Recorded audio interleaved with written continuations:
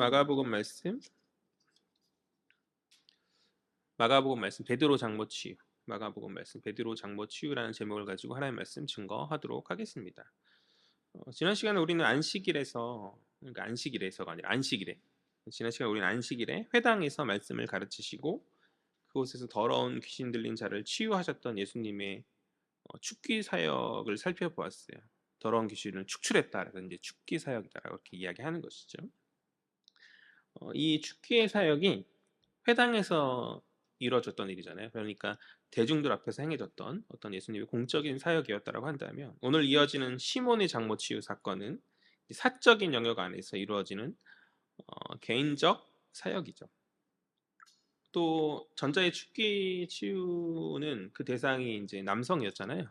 그런데 이제 오늘 후자의 치유 대상은 여성이라는 점에서 좀 차이가 있고, 그러니까 마가가 기록한 이 주님의 갈릴리 초기 사역에서 뭔가 균형이 보이는 듯 하지 않습니까? 저는 저자의 의도된 어떤 그런 기록이라 여겨지는데, 이처럼 주님이 가져오시는 회복의 사역은 공적인 영역과 사적인 영역, 그리고 남성과 여성 등등의 그 모든 것들을 아우르는 영향력이 있는 회복의 사역이다 라는 것을 마가가 드러내고자 함이 아니었겠는가라고 저는 생각하거든요. 그러니까 그 모든 것들을 다 아우르시는 어떤 하나, 모든 것을 다 아우르시는 예수의 그런 사역이 시작되고 있음을 마가는 이제 이야기하고 싶은 거죠. 오늘날 이 시대가 무언가 선을 긋고 나누려는 경향성들이 있어요. 뭐 나라와 나라, 여와 야, 세대와 세대, 남성과 여성, 요즘 한창 그런 문제들이 심각하고, 또 거룩한 것과 부정한 성과 속 등등등등, 이렇게 자꾸 선을 긋고 구분하여서 자꾸 나누려고 하는데, 그 모든 나눔들은 결국 갈등을 유발하고 분열을 야기시키지 않습니까? 즉 그런 모든 문제를 아우르는 회복의 역사가 필요한데, 그것이 바로 주가 가져오시는 복음이라는 것이죠. 교회는 그것을 고백하는 자들인 거죠. 세상의 사람들은 쪼개지고 분열로 나아가지만, 주님은 그러한 모든 구분의 사항들 가운데서 역사하시고 회복시켜 주시는 분이시다. 우리는 그러한 주님의 회복의 능력을 믿고 좌로나 우로나 치우치지 아니함 가운데 겸손히 말씀 앞에 서야 한다라는 것이죠. 어떤 정치가, 어떤 사회 운동이나 어떤 인간적인 노력이 전부인 양 행동해서는 안 돼요. 그런 것들을 무시하는 것이 아니라 열심히 자기의 주어진 자리에서 세상을 바꾸려고 그런 노력들이 분명 필요하지만, 그것이 마치 전부이냐, 그것이 모든 문제 해답이냐, 믿는 자들이 그렇게 해서는 안 된다는 것이, 그것은 교만인 거죠. 내가 다른 어떤 정치적 사상이, 내가 하는 어떤 열심이 그 모든 문제를 아우르고 해결할 것이다라는 생각은 굉장히 교만일 수 있다. 가끔 이제 주변에 정치에 빠진 분들이 가끔 몇몇 분들이 계셔가지고, 그래서 그 프레임에 갇혀서 분별 없는 말이나 행동들을 하는 모습을 간혹 보는 경우가 있어요. 아는 선배 목사님 같은 경우는 이제 한쪽에 이제 치우친 어떤 정치 사상 가운데서 이제 매번 이제 SNS에 그런 글들을 많이 올리는데, 어느 날은 좀 그게 좀 과해서 약간 뭐 누구 정치인 너 죽어야 된다 막 그런 식의 글을 올려서, 그래서 개인적으로 이제 메시지를 드렸어요. 음, 형님 하면서 얘기하면서, 형님 정치인 성향이나 이런 것들은 존중하지만 그래도 우리가 목사인데 어떤 저주의 얘기들을 공적인 어떤 뭐 SNS가 뭐 사적인 영역일 수도 있겠지만 어쨌든 사람들이 많이 보니 공적인 담벼락 같은 거잖아요. 그런 데서 올리는 건 별로 바람직하지 못한 것 같다고, 죄송하다고 하면서 이제 얘기를 좋게 말씀을 드리긴 했었는데, 잘 받아주셨어요. 잘 받아주셨고 그 뒤로 이제 그런 글들은 잘 하지 않으시는 것 같아요. 어쨌든 당신의 정치적 사양은 계속 피력하긴 하시는데, 그러니까 이제 뭐 자기에게 본인이 생각하는 어떤 것이 옳다라고 하면 최선을 다해서 열심히 하는 것들에 대해서는 존중하는데, 분별할 수 있어야 되죠. 어디까지가 내가 해야 될 선이고 어디까지 하지 말아야 될 선을 분별해야 되고, 또 거기에 너무 매몰되다 보면 그것이 복음을 넘어서는 경우들이 있거든요. 그것보다는 더 큰 어떠한 그것이 마치 모든 것의 해답인 것처럼 본인이 착각함 가운데 그렇게 행동하는 경우들이 있으니, 우리는 그래서는 안 되는 것 같다는 생각이 들어요. 기도해야 된다고 생각합니다. 믿는 자들이 치우치지 않도록 기도함 가운데, 또 문제가 있는 상대방이 있다면 그들을 위해서 기도하고 그렇게 나아가야 할 거죠. 어떤 문제가 있다면, 세상에 어떤 불합리함이 있다면 그것을 위해서 먼저 기도함 가운데 나아가고, 그리고 그것을 위해서 행하는 모든 일들, 그것을 바꾸기 위해서 또는 해결하기 위해서 행하는 모든 일들이 말씀 위에 설 수 있도록 해야 하는 거죠. 그냥 수단과 방법을 가리지 않고 이 내 사상이 내 어떤 입장이 옳으니 이것을 관철해야겠다라는 것은 좀 잘못된 것일 수 있다. 말씀의 섬 가운데 그것을 해결해야 되고 또 겸손히 스스로 삼가는 것이 믿는 자의 바른 모습이 아니겠는가. 아무튼 진정한 참된 해결은 복음에 있음을 믿고 어, 그 복음의 어떤 기록된 말씀 안에서 복음이 가르치는 방향성 안에서 우리가 이렇게 믿음 안에서 나아가야 하지 않겠냐는 것이죠. 우리 본문의 내용을 좀 살펴보죠. 우리 29절 말씀 볼까요? 다 같이 29절 시작. 회당에서 나와 곧 야고보와 요한과 함께 시몬과 안드레의 집에 들어가시니. 아멘. 29절 상반절을 보니까 예수께서 어디서 나오셨다?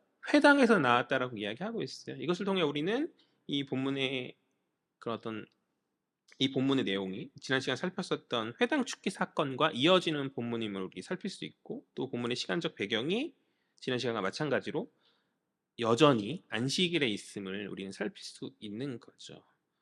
지난 시간에 살폈던 회당 안에서의 축기 사역과 오늘 베드로 장모 치유 사역이 모두 다 하루 안에 이루어진 그런 일이거든요. 우리는 이제 한 주 지나가지고 이 말씀을 살펴보니까 굉장히 멀게 느껴지지만 뭐 아침에 회당이 있었다면 이제 오후에 이제 베드로 장모 집 점심 이후에 베드로 장모의 집으로 가서 치유하는 그런 흐름에 있다라는 것을 인식하면 될 것 같고 또 한 번절을 보니까 그 공간적 배경이 회당에서 이제 어디로 앞에서는 공적인 회당이었다면 이제 사적인 영역인 공적 영역의 회당이었다면 이제 사적 영역인 베드로의 집임을 우리 살필 수 있는 것이죠. 본문에서는 이제 시몬과 안드레의 집이다라고 말하고 있는데 시몬은 베드로로 주님께서 이름을 바꾸시기 전의 이름인 것이잖아요.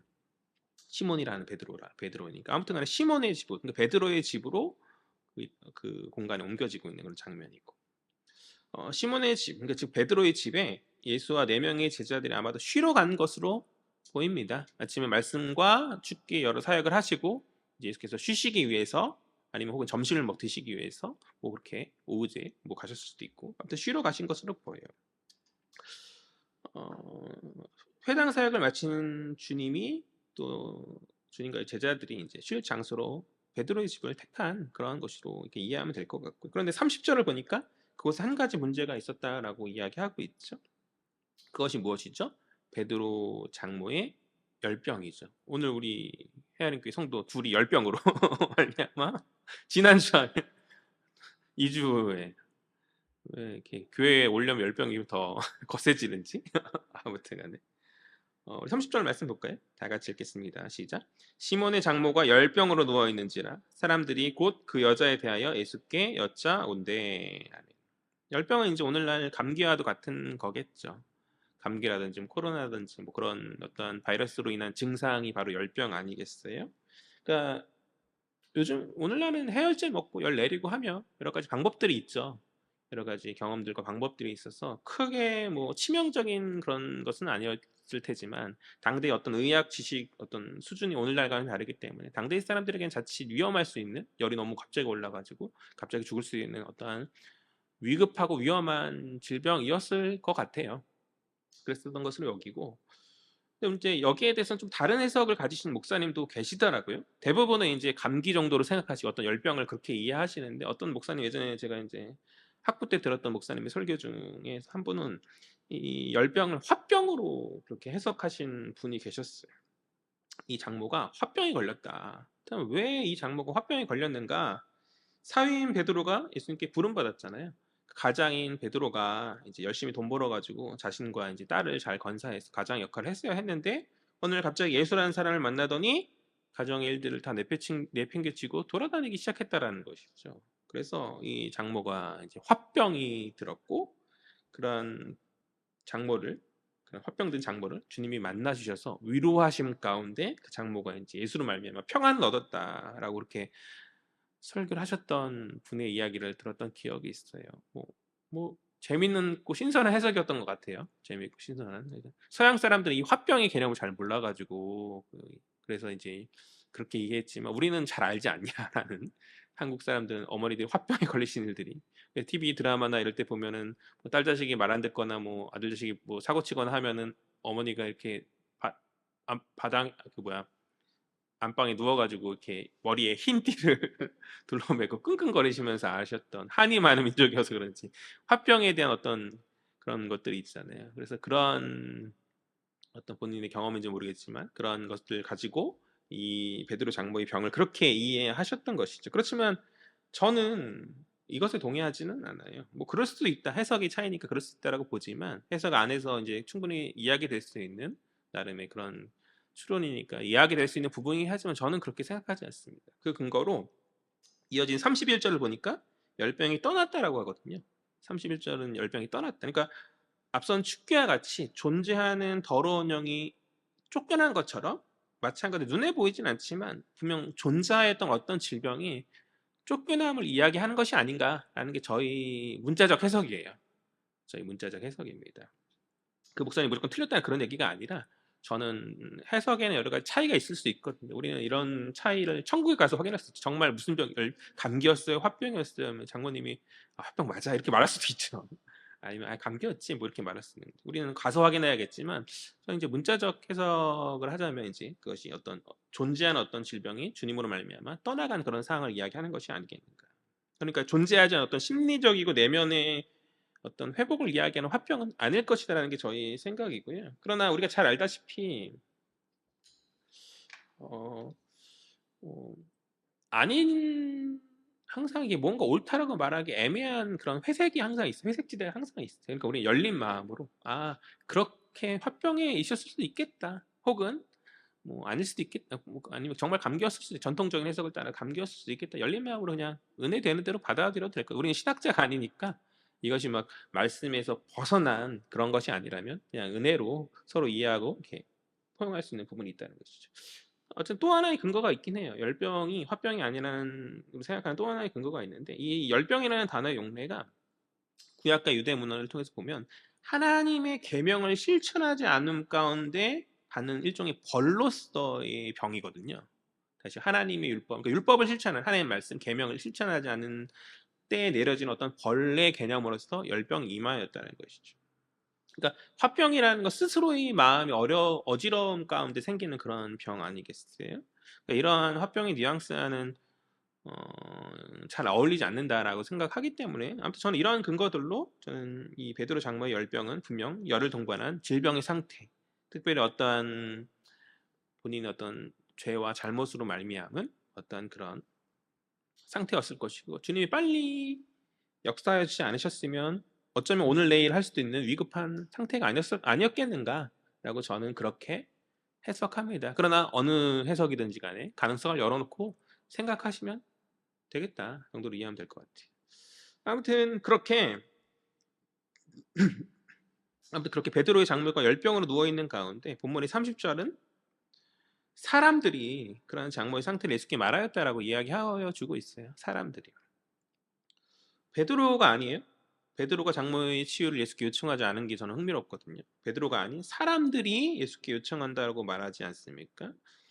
그런데 한글 성경에는 사람들이라고 번역되어 있지만 제가 원어를 살펴보니까 그들이에요. 사람들이보다 사람들이라는 어떤 단어가 따로 있는 게 아니라 그냥 그들이라는 어떤 헬라어는 단어 동사의 그 대명사 같이 들어가 있는데 그러니까 3인칭 복수의 대명사가 있거든요. 그러니까 그 동사 단어에 그러니까 사람들이 아니라 그들이 뭐 사람들로 해석해도 상관없긴 하겠는데 뭐 그들이나 사람들이 같은 맥락이니까 사람들이면 어떤 다른 사람들인 거잖아요. 뭔가 사람들이라고 하면 어떤 특정한 사람들인 것 같고 그러니까 그들이면 예수님과 함께 있었던 다시 말해서 제자들이 요청했다라고 보면 될 것 같아요. 지역을 하니면 그러니까 이제 예수의 제자는 누구예요? 함께했던 야고보, 요한, 베드로를 포함한 시몬을 포함한 그러니까 안드레겠죠. 야고보, 요한, 시몬, 안드레겠죠. 즉 베드로를 포함한 나머지 제자들이 주님께 치유를 요청했다. 다시 말해서 베드로 한 개인이 아닌 제자 공동체가 주께 간구하면서 회복을 요청하는 장면을 이해하면 될 것 같아요.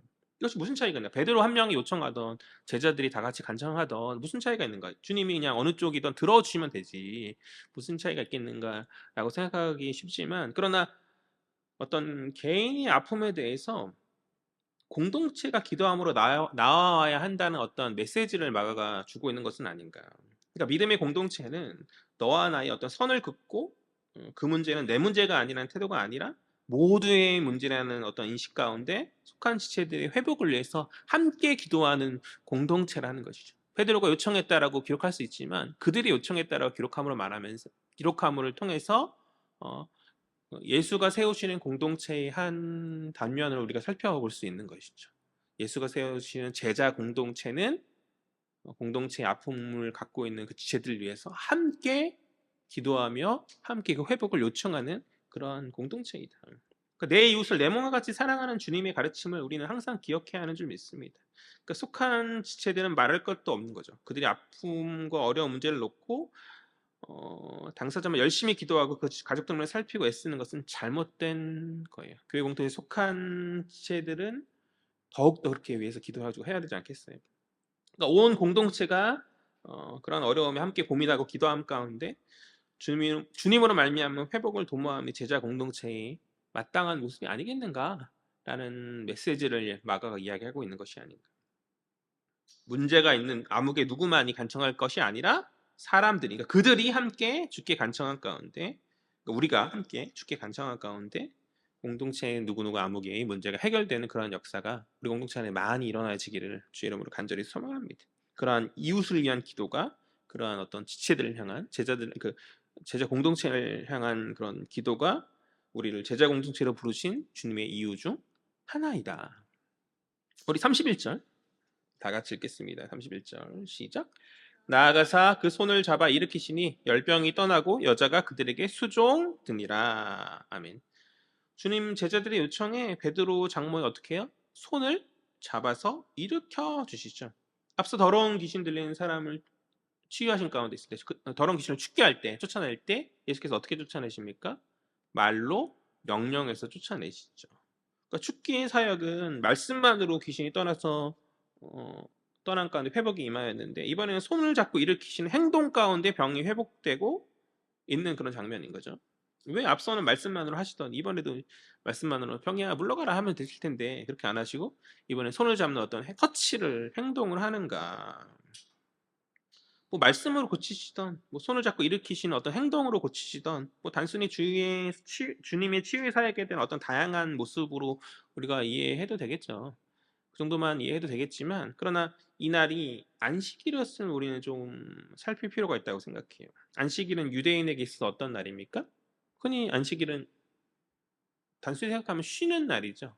근데 이들이 이 전통을 극도로 발달시켜서 아무것도 일하지 않는 일해서는 안 되는 금지의 날로 바꿨어요. 이 안식일은 원래 쉼이 있고 평안이 있는 날인데 이것을 어떤 법칙으로 바꾸다 보니까 뭐뭐 해서는 안 되는 금지의 날로 그렇게 바꿨단 말이죠. 그들의 전통은 안식일에 일하는 것을 극도로 싫어해요. 그죠? 이후에 이제 그 문제로 인해서 그들이 끊임없이 예수를 공격하거든요. 왜 안식일에 고치냐 뭐냐 하면서 계속 오늘은 이제 개인적인 영역에 있었으니 베드로 집이라는 사람들의 눈이 띄지 않는 가운데 있었으니 예수께 공격받지 않는 상황이긴 한데 그럼 어쨌든 간에 그건 상황도 상황인 것이고 어쨌든 간에 예수가 손을 잡고 일으키시는 치유하시는 그 행동은 분명 안식일의 율법에 문제가 있는 비판받을 소지가 있는 그런 장면이라는 것이지. 그러나 우리 주님은 그림자인 율법이 아닌 실체이시죠. 우리 주님이 그러니까 율법이라는 것이 어떤 오실 주님의 그림자인 거잖아요. 그러니까 진정한 평안의 어떤 안식일이란 나절기도 그 이후에 맛볼 진정한 주 예수 그리스도로 말미암은 새 출애굽 역사로 말미암은 참된 안식 이후에 임하게 될 안식의 그림자인 거잖아요.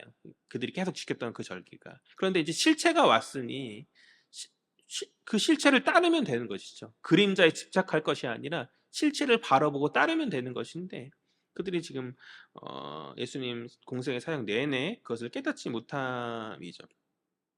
그리고 사실 이 그들이 주장했던 율법의 그 전통은 특별히 안식일 같은 그런 것들은 본질에서 보자는 사람의 전통이었기 때문에 주님 분명 쉼과 평안을 주기 위해서 그 안식일을 만드셨는데 그 안식일에 죽을 병이 아니면 치유해서는 안 되는 게 그들의 법이었거든요. 겨우 치유해도 정말 죽기 직전의 사람들만 치유해야 되는 뭐 귀신이나 이런 걸 쫓기는 거는 뭐 안식일에 별에 저촉되지는 않았던 것 같아요. 다행스럽게도. 그래서 지난번 회당에 쫓겨났을 때도 큰 문제는 없었던 것으로 보여지는데 어쨌든 그런 예수의 가져오신 그런 회복의 사역이 안식일을 피한 가운데 해야지만 그들이 납득되는 이상한 사람의 전통이 그들 가운데 있었기 때문에 그것이 잘못된 것이잖아요. 주님께서 의도적으로 터치하셨다라고 저는 그렇게 봅니다. 그것은 안식일의 본질을 어긋나는 것이니 그것을 지키지 않겠다라고 말함으로 말미암아서 주님께서는 의도적으로 손을 잡고 일으키시는 것이 아닌가. 안식일의 본질은 무엇이죠? 사람들의 평안이죠. 1차적으로 하나님 영광인 동시에 사람들의 평안인데, 하나님 영광이라는 어떤 거창한 명분 아래 사람들의 평안을 제한하고 치유를 금지하는 아주 잘못된 변질된 모습이 그들의 모습이었고, 그것은 참된 안식일이라 말할 수 없고, 안식일의 본질을 온전히 지키는 것이라 말할 수 없는 것이죠. 오히려 주께서 오늘 이 안식일의 치유하심으로 말미암아서 평안과 쉼을 가져오신 것이니, 주님의 일하심은 안식일 법에 의해는 저촉되는 잘못된 것일지는 모르겠지만, 주님의 일하심은 하나님 아버지의 뜻, 참된 평안을 원하시는 하나님 아버지 뜻에 부합한 사건이 아닐 수 없다. 그러니까 이러한 맥락에서 주님의 손쓰심은 주님의 의도하심이 분명히 있는 것으로 저는 그렇게 해석해요. 그러니까 본질을 잃어버린 채 참된 안식일이 아닌 어떤 잘못된 변질된 안식일 전통을 주장하는 자들에 대한 어떤 일종의 뭐랄까 저항이랄까요? 어떤 사회의 비판이자 또 당신의 손을 쓰심으로 말미암아서 안식일의 평안에 임하여진 놀라운 그런 어떤 사건을 통해서 자신이 참된 안식일의 주인이심을 그들에게 보이기 위함이신 것이죠. 하나님의 손이 임할 때 회복이 일어나고 하나님의 손이 임할 때 귀신이 물러가고 그런 역사가 일어나는 거 아니겠어요? 안식일에 그러한 주님의 치유의 손길이 임하여질 때 회복이 임하였다는 것은 바로 그분이 바로 예수가 그 안식일을 제정하셨던 참된 안식일의 주님이신 그분이심을 그들에게 알려주고자 함의 의도가 아니었겠는가. 그러니까 그들은 그러한 주님의 어떤 회복의 사역을 보고 깨달아야 하는 거죠. 예수가 바로 안식일의 참된 평안을 가져오시는 분이시다. 주님이 안식일의 참 주님이시다라고 그러는 깨달았어야 하는데, 예수가 메시아이고 그들이 오랫동안 기다려왔던 바로 그리스도이심을 그들이 깨달았어야 하는데, 그런데 그들은 예수의 사역 내내 많이 그러지 못하죠. 그림자인 그들의 율법의 메인 나머지, 전통의 메인 나머지, 실체이신 주님이 그들 가운데 임하였지만, 빛이신 주님이 그들 가운데 임하였지만 여전히 어둠 가운데에서 헤어나지 못하였더라. 그러니까 주님의 가르침에 귀 기울이고 주님이 가져오신 진정한 새 출애굽의 그 영광, 사단이 패망하고 진정 자유 회복, 해방이 임하여지는 그 영광의 현장에 그들은 동참하였어야만 하건만, 그러나 우리가 잘 알다시피 당대 수많은 사람들이 깨닫지 못한 채 오히려 예수를 십자가에 못 박는 그런 안타까운 선택들을 하잖아요. 그러니까 이 사실을 깨닫고 주를 따른 자들은 소수였다. 대부분의 사람들은 주를 거부하고 자신이 가졌던 전통이라고 하는 어떤 명분, 어떤 아직과 편견, 그것을 사로잡힌 아직과 편견을 버리지 못한 채 주님이 십자가에 못 박는 그 일에 동참하는 이방인 로마 병정들과 함께 이방인 로마 총독과 모의하여서 예수를 못 박히는, 그러니까 그들이 생각하기에 그들이 기대하고 고대했던 메시아를 그들 스스로 못 박는 너무나 이상한 선택들을 그들이 하였다는 것이죠. 근데 이것은 오늘날도 마찬가지라 저는 생각합니다. 주님 십자가의 죽으심과 부활하심으로 구속의 모든 사역을 다 이루셨어요. 이제 그러한 주님의 어떤 대속 사역의 의미를 깨닫고 믿음으로 주를 인정하고 주를 섬기고 그렇게 나아가면 되건만, 여전히 많은 이들이 그것을 깨닫지 못한 채 주님을 부정하고 주의 사역을 인정하지 않는 것이죠. 주님의 구원자 되심과 주님이 우리 주인 되심을 거부하는 자들이 여전히 다수이다. 그러니까 소수의 사람들만이 복음을 인정함 가운데 주님을 따르는 어떤 섬김의 자리로 나아가더라. 은혜가 필요한 줄 믿습니다. 깨달음의 은혜가 있어야 하는 줄 믿어요. 그러니까 주님이 이미 오시고 다 이루셨으나 이미 주님이 다 행하신 그 사역에 그것을 우리가 믿음으로 인정하기만 하고 받아들이기만 하면 될 문제인 것인데, 그것을 깨닫지 못하여서 여전히 어둠의 자리에 속한 지체들이 얼마나 많이 있습니까? 우리가 그들을 위해서 기도함 가운데 성령님 그들을 깨닫게 해달라고. 요즘에 복음을 듣지 못해서 알지 못해서 주님께 나오지 못하는 자들이 얼마나 될까요? 요즘에 다 예수에 대해서 알고 매 성탄절마다 이렇게 시끌시끌하고 하잖아요. 분명 예수에 대해서 예수가 어떤 분이신지는 어느 정도 감은 잡고 그런 시대인데도 불구하고 그들이 들으나 흘려 들어가는, 그러니까 그들 중심 가운데 어떤 깨달아지는 은혜가 없다는 것이 너무 안타까운 것이죠. 그렇기 때문에 그들을 위해서 기도함 가운데 또 때를 얻든지 못 얻든지 복음을 전함 가운데 그런 모습으로 나아가야 하지 않겠는가.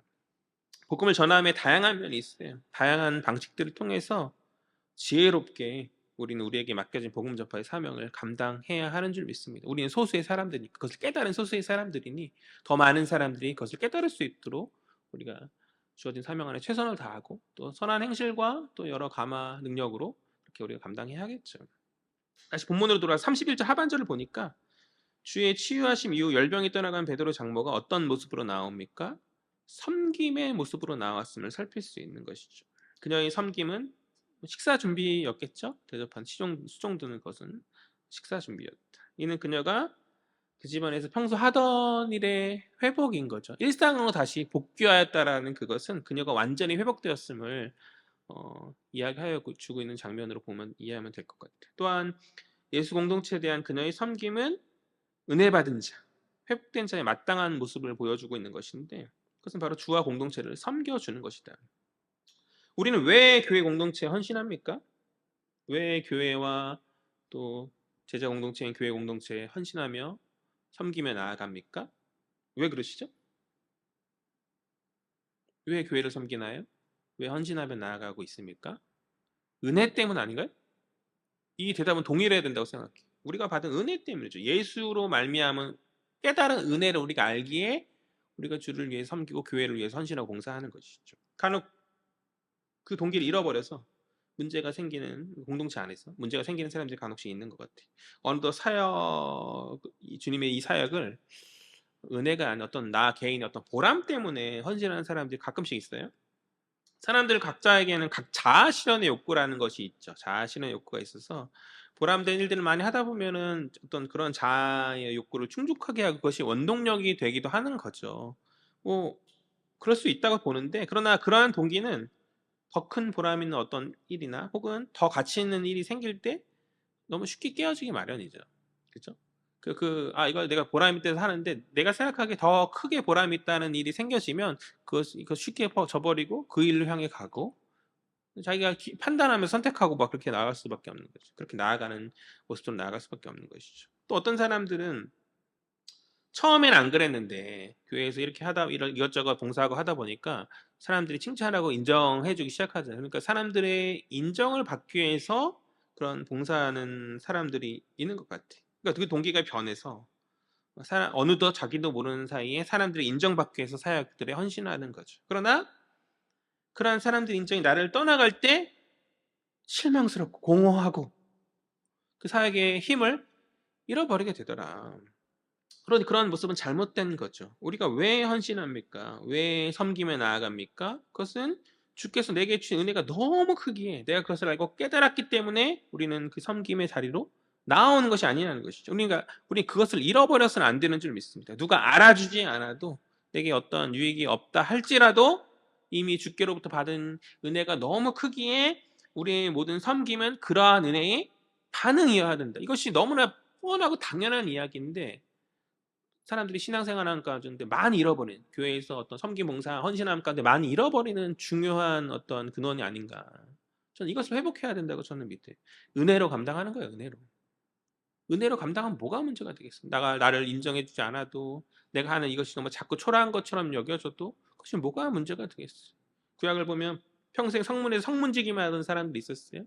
그러나 그러한 사람들을 신실한 자들이라 성경은 이야기하고 또 어떤 자들은 맨날 그 성전에서 전이나만 표현도 잘못된 표현이죠. 전 부치는 일만 성전에 어떤 음식 같은 걸 준비하는 평생. 그러나 성경은 그런 자들 신실한 자들이라 말하거든요.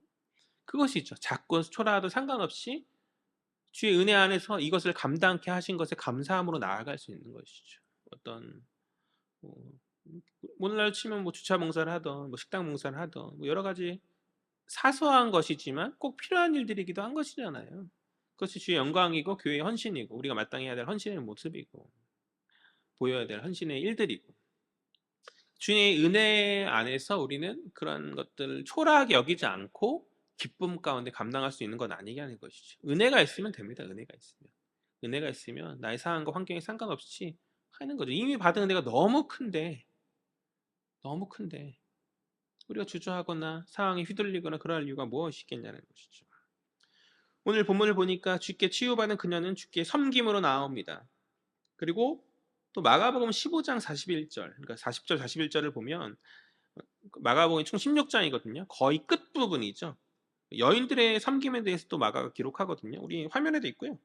한번 다 같이 한번 읽어볼까요? 15장 40절 41절 다 같이 읽겠습니다. 시작. 멀리서 바라보는 여자들도 있었는데 그 중에 막달라 마리아와 또 작은 야고보와 요새의 어머니 마리아와 또 살로메가 있었으니 이들은 예수께서 갈릴리에 계실 때에 따르며 섬기던 자들이요 또 이에 외에 예수와 함께 예루살렘에 올라온 여자들도 많이 있었더라. 아멘. 오늘 우리가 살피는 마가복음 본문 1장이죠.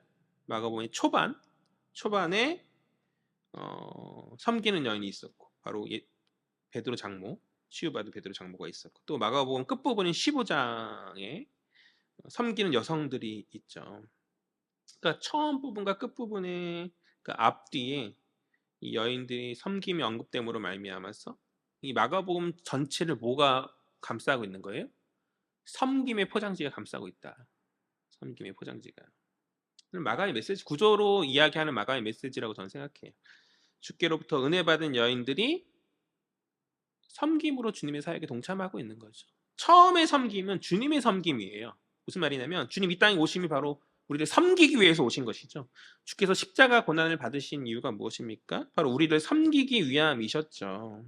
그러한 주의 섬김에 반응하여서 오늘 1장에 베드로의 장모가 섬김으로 나아왔고 또 15장에서 보듯이 주님 마지막 그 십자가에 달려 죽으신 그 순간까지 수많은 여인들이 주를 섬기는 자리로 나아왔다. 그러하듯 주께 큰 은혜 받은 우리 역시 주님의 주신 큰 은혜를 깨달은 우리 역시 어떤 자리로 나와야 할까요? 어떤 자리? 섬김의 자리로 나와야 한다는 것이죠. 섬김의 자리로. 너희도 그렇게 나와야 한다. 라는 이야기를 하고 있는 거예요. 그러니까 우리가 온전히 섬기지 못하면 은혜를 깨닫지 못함이 아니지 생각해 봐야 돼. 말씀을 깊이 묵상한 가운데 성령 음성에 귀 기울이면서 그 은혜를 회복하는 저와 여러분 되시길 간절히 소망합니다. 여러 가지 문제들로 인해서 혼란스럽고 때로는 뭐 좌절과 낭만 가운데 있음 가운데에서 섬김이 아닌 하루하루의 어떤 분주함으로 살아가는 우리들의 모습들이 많이 있는데 그러나 깨달아야 돼요. 은혜로 돌아가서 그런 모든 상황들 다 내려놓고 주님 앞에 헌신된 그런 모습으로 우리가 변화해야 하는 줄 믿습니다. 그것이 바로 믿음인 것이죠. 주님 우리를 구원하시기 위해서 우리의 구주 되시라고 자신의 몸을 찢으시고 피를 흘리셨어요. 그 십자가의 순환이 나를 위함이심을 안다면 또 나의 죄의 씻음과 또 사단의 종되었던 나의 해방을 위한 어떤 희생 제물 되심에 있음을 안다면 우리는 그 주님의 섬김에 마땅한 섬김으로 반응하지 않을 수 없다. 그 복음의 참된 의미를 깨닫는 자들이라면 그 은혜를 깨닫는 자들이라면 당연한 섬김으로 나아갈 수밖에 없는 것이죠. 인생의 자랑과 여러 가지 어떤 나의 어떤 풍족함을 채우는 것에 목매는 어떤 삶을 걸어가는 것이 아니라 주님을 위해 살아갈 수밖에 없다는 것이죠. 그것이 믿음을 가진 참된 성도들인 줄 믿습니다. 그것이 바로 성숙한 성도들의 모습인 줄 믿습니다. 주님 자신의 몸을 찢으시는 것 아까워하지 않으셨어요? 자신의 피 흘림을 아까워하지 않으셨고 묵묵히 아버지의 뜻에 순종하시며 순환당하셨죠. 그 은 앞에서 우리가 억울할 일이 뭐 있겠어요. 공동체에 대한 나의 수고와 헌신이 아깝게 여겨지고 억울하고 막 그런 때가 있는 것 같아요. 뭐 연약한 인간이니까 그럴 수 있지만 그러나 정말 주님의 찢으심, 주님의 고난당하심을 우리가 잘 안다면 우리는 우리 어떤 인간적 생각들 다 내려놓고 그 은혜 앞에서 억울해하지 않아도 된다. 마땅히 다 드리고 헌신하는 것이 우리의 자연스러운 반응일 수밖에 없다. 그리고 마땅히 다 드리고 헌신하는 그것이 너무나 당연함에도 주님은 그것을 다 계산해 주셨어. 하늘 아버지께서 그것을 다 계산해 주셔서 마지막 그날의 상급으로 채워 주신다잖아요. 그러니까 이미 받은 은혜로 충분해서 당연히 해야 될 그런 것들임에도 불구하고 주님 마지막 그날에 다 계산하시고 다 계수하신 가운데 마땅히 받을 상급으로 의의 면류관을 채워주시겠다라고 성경은 그렇게 기록하여 주고 있지 않습니까? 그 믿음 안에서 우리가 주를 위해서 또 교회 공동체를 위해서 섬기지 못할 이유가 무엇이겠냐는 것이죠. 억울해하지 마시라. 다 갚아주신다. 아멘? 그런 믿음으로 때로는 흔들리고 힘들지만 인내함으로 나아갈 수 있는 저와 여러분 되었으면 좋겠어요. 사랑하는 여러분, 주의 은혜의 섬김으로 반응하였던 베드로의 장모처럼 또 주님을 섬겼던 이제 앞으로 마가복음을 통해서 계속 살펴볼 텐데 수많은 여인들처럼 주님의 그 은혜의 섬김으로 반응하십시오. 그것이 바로 은혜를 깨달은 자들이 마땅함이자 믿음이 살아있다는 참된 표징인 줄 믿습니다. 입으로만 주를 믿는다, 인정한다라고 말할 것이 아니라 나의 신앙으로 나의 섬김과 헌신으로 그 믿음이 정말 진짜인지를 우리가 드러낼 수 있어야 된다고 저는 생각해요. 열매로 믿음을 알 수 있는 것이죠. 열매로.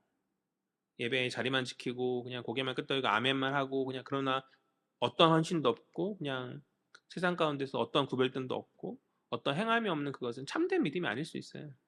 참된 믿음이. 지식적 알미 다가 아니에요. 성경이 말하는 참된 알은 지식과 더불어서 그것을 실천하며 나아가는 행동까지 이야기하는 것이거든요. 정말 내가 참된 믿음의 사람인지 행함으로 보일 수 있는 저 여러분 되었으면 좋겠습니다. 그것이 바로 주와 교회 공동체를 헌신하는 섬기는 이유가 되어진 줄 믿습니다. 말씀을 정리하죠. 주의 복음은 첫 번째, 이 땅의 모든 문제를 아우르는 근원적 회복이다. 그러하기에 우리 모두는 겸손히 복음 앞에 서야 하는 줄 믿습니다. 여러 이렇게 사상이나 정치나 여러 가지 그 방법들이 무조건 다 잘못해서 배척해야 된다는 얘기가 아니라 그것이 모든 것이 정답인 양 행동해서는 안 돼요. 그러나 우리는 가지고 있죠. 모든 것이 정답, 바로 복음. 복음의 든든한 반석 위에서 그러한 주어진 자리에서 최선을 다해서 나아갔어요. 겸손하게 잘 분별한 가운데 겸손하게 나아가. 그러니까 말씀 앞에 분별된 가운데 잘 나아가자. 그 얘기를 하는 것이고. 두 번째, 함께 기도하라. 함께 기도하라. 베드로가 간청하지 않았어요? 누가? 제자 공동체가 함께 간청했어요. 그것이 교회로 부르신 어떤 우리들의 어떠한 공동체로서의 한 일면, 그러니까 공동체가 나아가야 할 어떤 한 측면인 것이죠. 아픔과 연약함과 그런 문제가 있는 지체들을 위해서 아유 누가 잘 기도하겠지. 본인 문제니까 잘해서 하겠지가 아니라 같이 아파하면서 함께 기도해주는 공동체. 그것이 주님께서 세우신 첫 번째 공동체의 그런 모습이었다. 세 번째, 주님이 안식일의 참된 주인이시다. 당대의 많은 사람들이 그것을 깨닫지 못해서 끊임없이 안식에 도전하고 율법에 도전한 예수께 도전하죠. 율법은 그림자일 뿐이에요. 실체이신 주님을 깨달은 가운데 쉽게 나오는 복된 지체들 되어지길 간절히 소망합니다. 우리는 이미 예수 믿는 자들이니 이것을 인정하고 나오는 것이죠. 큰 문제는 없을 거지만 그렇지 못한 지체들이 너무 많이 있잖아요. 그들을 위해서 기도하고 그들을 위해서 전도함으로 말미암아서 그들을 변화시키는 것이 우리 사명인 줄 믿습니다. 주님이 안식일에 참된 평안을 가져오시는 분이시다. 주님이 이 땅 가운데 참된 안식을 주시는 참된 어떤 평안을 가져오시는 그런 주님이심을 선포하는 자들이 되었으면 좋겠죠. 그것이 바로 복음을 전함인 것이죠. 그러한 어떤 복음 전파의 사명을 감당하는 저와 여러분 되었으면 좋겠다. 마지막 네 번째 뭐죠? 섬김으로 나아가라. 섬김으로. 주의 은혜에 마땅한 반응이 바로 섬김인 것이죠. 섬김. 베드로 장로가 보여주었고 또 수많은 여인들이 보여주고 그 모습을 우리가 따라야 하지 않겠는가. 마가복음 처음과 마지막에 섬김의 포장으로 주님의 그 섬김을 잘 드러냈던 것처럼 우리 역시 섬김의 모습으로 주님을 더욱더 잘 드러낼 수 있는 이웃과 또 공동체를 섬김을 말미암아서 어떤 주의 사랑과 주의 은혜들을 잘 세상 가운데 흘러넘치게 할 수 있는 저 여러분 되었으면 좋겠어요. 간절히 바라기는 우리 헤아린 모든 지체들이 복음 앞에서 겸손히 선 제자 공동체로서 지체들을 위해서 기도함으로 나아가는 공동체, 또 나를 구속해 주신 주의 은혜를 깨닫고 섬김과 헌신으로 나아가는 복된 공동체로 세워지기를 주의 이름으로 간절히 소망합니다.